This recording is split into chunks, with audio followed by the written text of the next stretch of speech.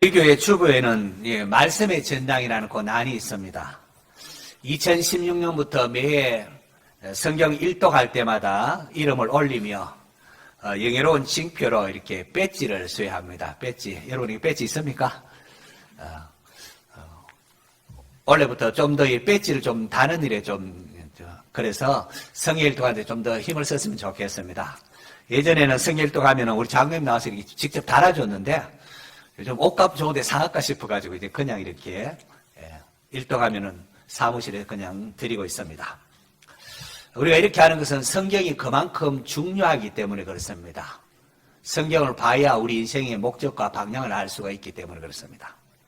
성경에는 하나님과 하나님의 백성 그리고 열방을 향한 하나님의 목적과 계획이 통일성 있게 전개되고 있습니다. 우리 개혁주의에서는 성경을 창조, 타락, 구속이라는 관점에서 이해를 하고 있습니다. 제가 어릴 적에 즐겨 보았던 영화 가운데 스타워즈라는 시리즈가 있습니다. 그 중에 스타워즈 제국의 역습이라는 영화가 있습니다. 반란군에게 빼앗겼던 그 지역을 되찾으려고 제국이 역습하는 내용을 다루고 있습니다. 미국의 세계 선교센터의 설립자인 지금은 작고하셨는데요. 랄프 윈터 박사님은 성경 전체의 내용을 악이 침투함으로 훼손된 세상에 선의 반격, 다시 말해서 하나님 나라의 반격을 담고 있는 내용이라 그렇게 표현을 했습니다. 창세기 1장에서 11장까지가 성경 전체의 배경, 서론으로 하나님의 천지 창조하셨는데 인간의 타락으로 말미암아 그렇게 죄에 물들고 어둠에 물든 그 결과를 말하는 것이고, 그리고 드디어 창세기 12장부터 요한계시록 하나님 나라가 완성되는 거기까지가 빼앗긴 하나님 나라를 회복하기 위한 내용을 담고 있다는 겁니다. 바로 이런 관점에서 성경을 보면은 오늘 본문 창세기 12장 1절에서 3절이 굉장히 중요하다는 것을 알 수가 있어요. 하나님께서 아브라함에게 하신 약속이 굉장히 중요합니다. 하나님께서 아브라함을 부르고는 너는 너의 고향과 친척 아버지 집을 떠나 내가 네게 보여줄 땅으로 가라 그렇게 하십니다. 왜 가라고 하시는가 하니까 2절 3절 보면은 내가 너로 큰 민족을 이루고 네게 복을 주어 내 이름을 창대하게 하리니 너는 뭐라고요? 복이 될지라. 너 복 주려고 한다. 복이 될지라. 너를 축복하는 자에게는 내가 복을 내리고 너를 저주하는 자에게는 내가 저주하리니 라고 하십니다. 그리고 한 가지 더 첨가하는 말씀이 있습니다. 그게 무엇입니까? 땅의 모든 족속이 너와 네 자손이 잘 되고 복받는 것을 보면서 시기할 것이다. 부러워하고 배아파할 것이다. 그렇게 되어 있습니까? 땅의 모든 족속이 택한 소수를 위하여 너희들을 위하여 나머지는 다 학대받고 또 파괴되고 추방될 것이다. 그렇게 말하고 있습니까? 아닙니다. 하나님은 훨씬 더 큰 계획 갖고 계셨습니다. 땅의 모든 족속이 너로 말미암아 무엇을 얻을 것이라고요? 복을 얻을 것이다. 땅의 모든 족속이 복을 얻을 것이다 라고 했는데 어떻게 복을 얻는다고 하니까 특수 천사를 동원해서 복을 주겠다고 했습니까? 아닙니다. 누구로 말미암아? 아브라함, 너로 말미암아 복을 주신다고 했습니다. 이후로 하나님께서 아브라함, 이삭, 야곱에게 너와 내 자손을 통하여 그렇게 말합니다. 여기에 내 자손은 1차적으로 약속된 그리스도, 약속된 우리 메시아 예수님을 뜻하는 것이었고, 또 더 나아가서 예수님 안에 있는 믿음으로 아브라함이 자손된 우리 모두를 포함하고 있는 것이었습니다. 하나님은 죄악으로 훼손되고 멸망하게 되고 죽을 수밖에 없는 이 온 세상 만물을 다시금 하나님을 예배하고 경배하는 하나님 나라로 회복하고자 하십니다. 이를 위하여 먼저 아브라함을 택하시고 이 아브라함을 통하여 모든 민족에게 하나님 나라가 임하게 하시겠다는 것이었습니다. 하나님께서 아브라함에게 너는 복이 될지라 하면서 아브라함에게 복을 주신 것은 아브라함만을 위한 것이 아니라 아브라함을 통하여 모든 민족이 복을 받도록 하기 위함이었습니다. 목사로서 제 꿈이 무엇인가 하니까 제가 섬기는 교회가 교회다운 교회가 되는 것입니다. 그래서 예수님께서 주신 세 계명, 내가 너희를 사는 것 같이 너희도 서로 사랑하라, 이 말씀에 따라서 어떻게 하든지 우리는 서로 사랑하는 교회가 되어야 됩니다. 그렇게 하면서 서로 사랑하는 교회를 만들어 가고자 합니다. 그런데 언젠가 교회에 나아갈 방향을 놓고 기도하는 가운데에 너희끼리만 오손도손 사랑하면서 행복하면은 그것이 교회다운 교회냐라는 질문이 떠올랐습니다. 그때 제가 어이쿠 하나님, 사명을 감당해야 되는군요. 사명을 감당해야 되죠. 이 대답이 제 입에서 터져 나왔습니다. 그래서 2013년 교회 표어를 천국 함께 갑시다 이렇게 정하고 그해 처음으로 이웃을 초청해서 복음을 전하는 샤론의 잔치를 그해 이제 계획하고 시작을 했습니다. 성도 여러분, 하나님은 우리만 구원받고 복받는 것으로 끝나는 것이 아니라 우리를 통하여 모든 민족, 이방인이 주께로 돌아올 것을 원하고 계십니다. 하나님은 이방인이 주께로 돌아오는 걸 얼마나 기뻐하시는지요. 하나님께서 아브라함에게 이제부터는 내 이름을 아브라함이라 하지 말고 아브라함이라 하고 내 아내 사례를 하지 말고 사라라 하라. 그렇게 이름까지 바꿔주십니다. 아브라함은 존경받는 아버지 이런 뜻인데 아브라함은 여러 민족의 아버지 이런 뜻을, 사라도 여러 민족의 어머니 이런 뜻을 갖고 있습니다. 성경은 하나님께서 이 아브라함에게 너를 통하여 모든 민족이 복을 받을 것이다 했는데 이 아브라함에게 하신 약속이 어떻게 성취되어 가는가를 보여주고 있는 책이라는 겁니다. 가령 요나서를 보면은 하나님께서 이방인, 특히 악독이 가득한 니느웨 아닙니까? 악독이 가득한 니느웨 이것만은 그들도 회개하고 구원받기를 원하신다는 겁니다. 시라는 저 악독이 가득한 니느웨는 망해야 되지, 내가 가기 싫다고 하는 그 요나 선지자를 물고기 뱃속에 넣어서라도 기어코 그곳에 가서 니느웨 가서 하나님의 말씀을 전하게 하셨습니다. 하나님의 말씀을 듣고 그들이 회개하고 돌이킬 때에 이 요나가 괴로워합니다. 저 악한 니느웨가 멸망시키지 않고 왜 구원하시 주시냐고 분이 나서 그렇게 있었습니다. 그때 하나님께서 박넝쿨을 통하여 하룻밤이 났다가 하룻밤에 말라버린 이 박넝쿨을 요나에 네가 그렇게 아꼈는데 하물며 이 큰 성읍 니느웨에는 좌우도 알지 못하는 이 아주 어리 갓난아기들이 12만여 명이나 있고 가축도 많이 있는데 내가 어찌 아끼지 아니하겠느냐라고 하셨습니다. 부활하신 예수님께서 제자들을 다시 불러 모으시고는 마지막으로 명령하신 게 마태복음 28장 19절 20절입니다. 너희는 가서 모든 민족을 제자로 삼아 아버지와 아들과 성령의 이름으로 세례를 주고 내가 너희에게 분부한 모든 것을 가르쳐 지키게 하라. 볼지어다 내가 세상 끝날까지 너희와 항상 함께 있으리라. 우리는 이것을 또 신학자들은 대위임 명령, 우리에게 맡기신 명령이다 그렇게 말합니다. 우리가 알 것은 하나님께서 아브라함에게 하신 약속과 예수님의 그 대위임 명령이 다르지 않다는 겁니다. 다른 게 아닙니다. 사도들이 대위임 명령에 따라서 그 예수님 하신 말씀을 수행하면서 아브라함에게 하신 약속을 언급을 합니다. 가령 사도행전 3장 보면은 성전에 올라가다가 베드로가 남 있으면부터 걷지 못한 사람을 일으켜냅니다. 그렇게 사람들이 몰려옵니다. 그때 베드로가 왜 우리 힘으로 고치고 저 나를 보느냐, 예수님을 바라보라 하면서 끝부분에 이런 말을 합니다. 너희는 선지자들의 자손이요 또 하나님이 너희 조상과 더불어 세우신 언약의 자손이라. 아브라함에게 이르시기를 땅의 모든 족속이 너희의 씨로 말미암아 복을 받으리라 하셨으니 하면서 오늘 본문에 아브라함에게 하신 약속을 언급을 합니다. 바울도 갈라디아서 3장에 우리가 구원받는 것은 율법의 행위가 아니라 믿음으로 구원받는 것이라 라고 말하면서 이는 왜냐하면 그리스도 예수 안에서 아브라함의 복이 이방인에게 미치게 하고 라고 하면서 이 아브라함에게 하신 약속을 언급을 합니다. 신약의 역사가 쓰인 사도행전 보면은 사도행전 1장 8절 사도행전은 주제절을 하지 않습니까?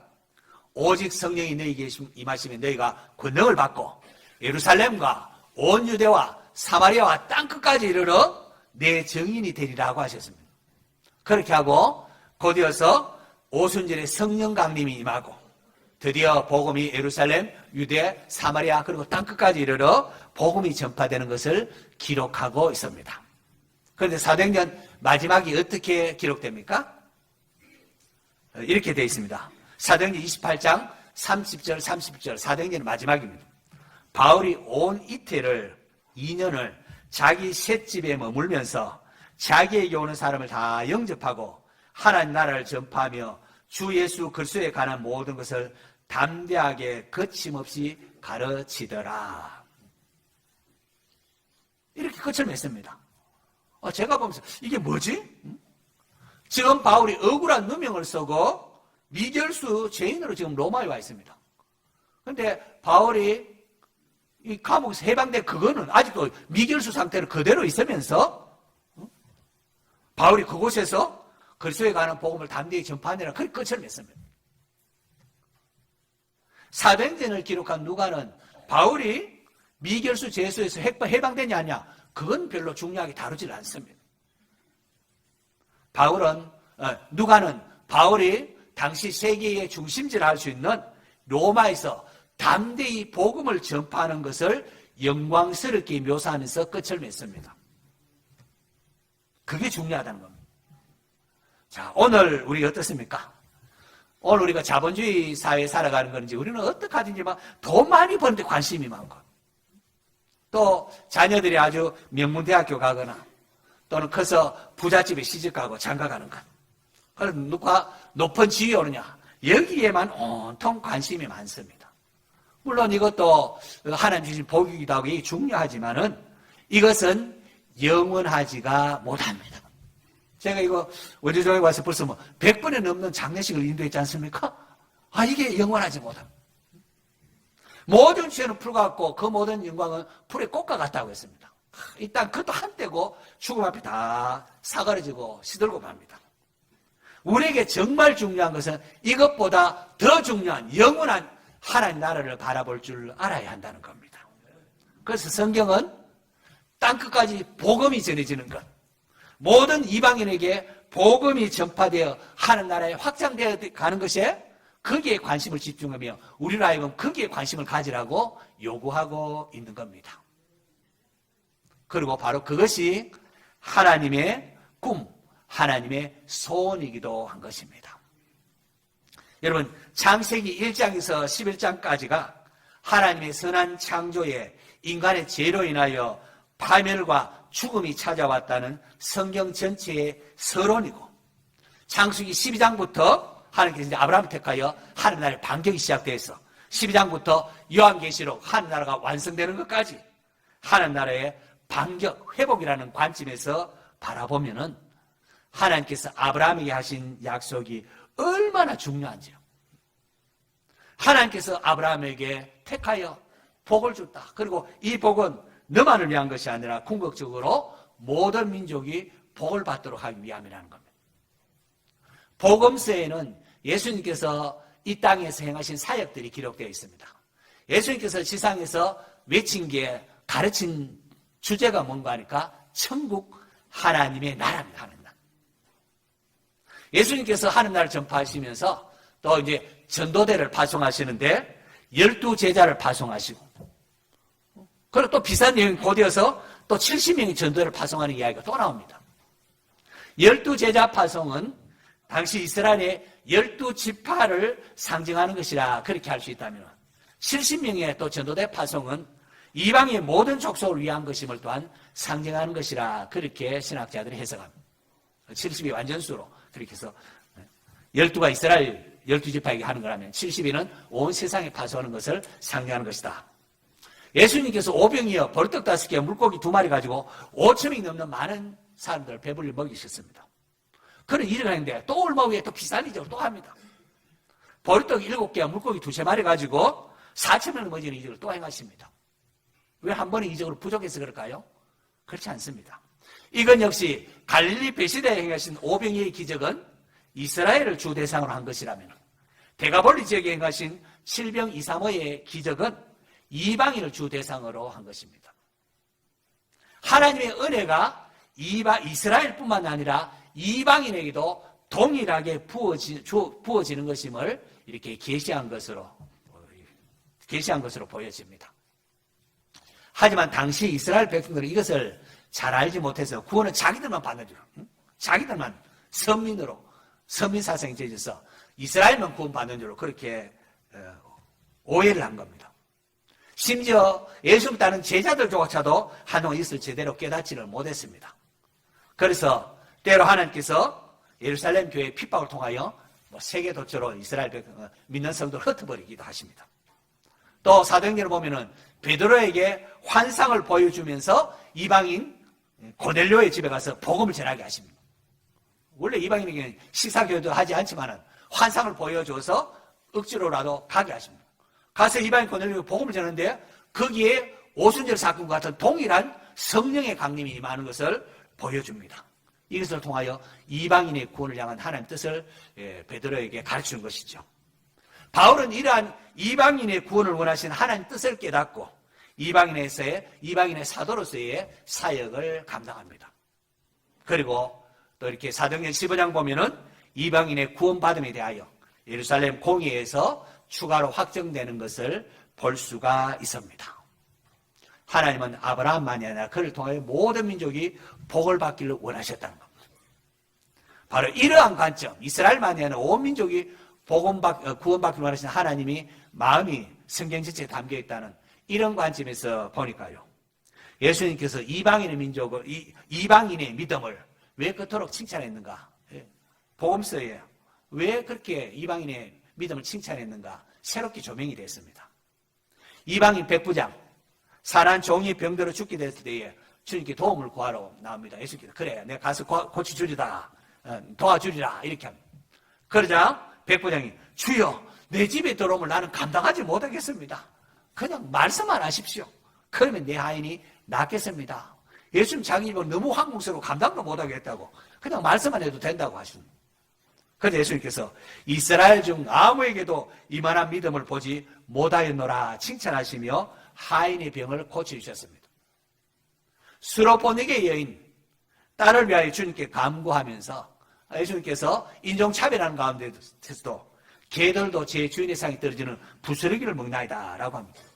그래서 예수님께서 여자여 내 믿음이 크도다 내 소원대로 되리라 칭찬하시며 그녀의 딸을 고쳐주셨습니다. 이스라엘 사람들이나 제자들은 늘 이렇게 책망 받는 반면에 이방인들에서 이렇게 칭찬하셨습니다. 저는 이 부분을 이렇게 설계하면서 특별히 백부장이나 수로보니게 여인의 믿음을 강조하는 것으로만 그렇게 주로 이해를 하고 그렇게 했는데요. 이방인도 구원하기를 원하시는 하느님의 마음을 제자들에게 가르치기 위함이라는 사실이 새롭게 보였습니다. 하나님께서 이방인이 주께로 돌아오는 것을 얼마나 기뻐하셨는지 여러분 예수님의 족보가 마태복음 1장에 기록되지 않습니까? 거기 보면은 사라라든지 리버와 같은 이스라엘이 현숙한 여인도 많은데 이스라엘 여인은 하나도 기록되지 아니하고 다말, 라합, 룻 이방 여인들의 이름이 쭉 기록되어 있습니다. 그들의 믿음을 우리로 하여금 또 이렇게 조명하게 하는 거죠. 또 사람들이 주의 임하심과 세상 끝이 언제냐고 물었을 때 예수님이 이렇게 대답하십니다. 이 천국 복음이 모든 민족에게 증언되기 위하여 온 세상에 전파되리니 그제야 끝이 오리라. 예수님 언제 오신다고요? 이 복음이 세상 모든 민족에게 전파될 때 끝이 온다고 했습니다. 우리 주님의 재림을 사모하는 성도 여러분, 주님이 와서 세상 다스리면 우리에게 샬롬이 임하지 않습니까? 그 샬롬 하나님 나라가 완성되기 위해서는 우리가 복음을 전해야 된다는 거. 복음. 성경 전체가 아브라함의 복이 이방인에게 흘러감으로 열방을 구하시는 하나님의 계획을 담고 있다는 것을 함께 이 시간 참고를 했으면 살펴봤습니다. 성도 여러분, 우리는 믿음으로 아브라함의 자손이 되었습니다. 우리가 아브라함의 자손입니다. 아브라함의 자손은 단지 혈통을 뜻하는 게 아니었습니다. 예수님께서 우리는 아브라함의 자손인데 혈통을 내세운 자들에게 돌들로도 하나님 능히 아브라함의 자손이 되게 할 수 있다. 그렇게 말씀하십니다. 바울은 믿음으로 우리가 아브라함의 자손이 되었다. 그렇게 했습니다. 그렇습니다. 성도는 아브라함의 자손으로 먼저 하나님을 예배하는 제사장이 나라가 되고 또 우리로 말미암아 세상 모든 족속이 하나님을 예배하는 그런 공동체가 되도록 하는 일에 우리가 쓰임받도록 부름을 받았다는 겁니다. 문제는 이 하나님의 부르심에 어떻게 응답하느냐 하는 겁니다. 지금 우리는 하나님 나라의 반격, 하나님 나라의 회복이라는 영적 전쟁으로 부름을 받았습니다. 이런 전쟁 중에는 누가 돈 좀 더 많으냐 이게 별로 중요한 게 아닙니다. 누가 잘생겼느냐 이게 또 중요하지 않습니다. 우리가 어디까지 진격했으며 우리가 이 전쟁에서 이기느냐 이게 중요한 겁니다. 오늘 저와 여러분에게는 바로 이러한 하나님의 꿈, 하나님의 뜻에 관심이 있습니까? 오늘 우리의 문제가 뭐겠어요? 우리가 그리스도인이라고 하면서 그저 나만 복받고 우리 교회만 잘 되고 모든 족속이 복받기 원하시는 하나님의 마음을 놓치고 있지는 않느냐 하는 겁니다. 여러분 기억하십시오. 하나님께서 아브라함에게 복을 주심은 그만을 위한 것이 아니라 그의 자손을 통하여 모든 민족이 복을 받도록 하기 위함이었습니다. 오늘 우리는 아브라함의 자손으로 이 명령을 수행할 책임이 있습니다. 성도 여러분, 죄악에 물든 세상에 하나님 나라의 반격, 하나님 나라의 회복에 동참할 수 있기를 바랍니다. 먼저 내 안에 있는 죄악된 세상들을 몰아내고 또 나아가 아직도 예수님을 알지 못하는 민족을 위하여 기도하고 악에 물든 세상에 다시금 재침략하여 적들을 내쫓고 어둠을 물리치고 이 땅에 하나님이 주인이시고 하나님이 왕이심을 선포할 수 있기를 바랍니다. 오늘 우리가 행하는 이 샤론의 잔치 발대식은 바로 이러한 일을 하기 위함입니다. 우리의 삶의 방향, 우리가 나아가야 될 것, 성경이 무엇을 가르치는가, 하나님 뜻이 어디 있는가, 이 일을 우리가 정신 차려서 다시금 되새기고 하나님 기쁘시게 하기 위하 이 일을 하기 위함입니다. 열방이 하나님께 돌아오기를 원하시는 하나님의 마음을 가슴에 품고 하나님 나라를 세워나가는 성도 되시기를 축원합니다.